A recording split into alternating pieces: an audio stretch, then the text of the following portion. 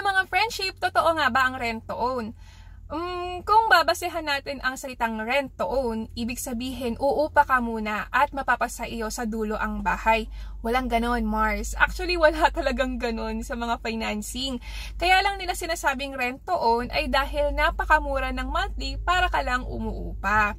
Ang pinaka-close sa concept or tema ng rent to own ay yung mga pabahay na no down payment and no equity. So, paano yon? Halimbawa, yung aming property sa Cavite. Ang unang step ay magbabayad ka lang ng reservation fee na 5,000. Ang reservation fee ay ang unang step para makakuha ka ng bahay at lupa. At ito ay naibabawas sa kabuang presyo ng bahay. After 30 days, normally, mag-uumpisa ang iyong down payment or equity.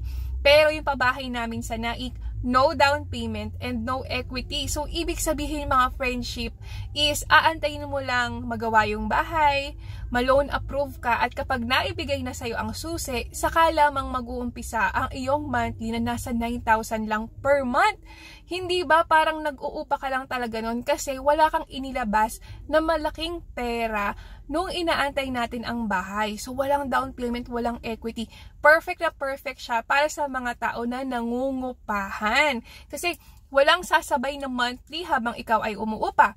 Kapag naman ikaw na ay nakalipat na, saka lang mag-uumpisa ang iyong monthly amortization kung ating tatawagin. So ano pa natin yung friends?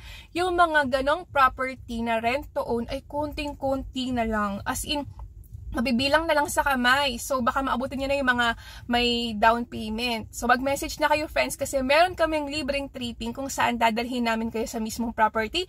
Malay mo, this year, matulungan namin kayong magkabahay na. Antayin ko yung message nyo, ha? Bye!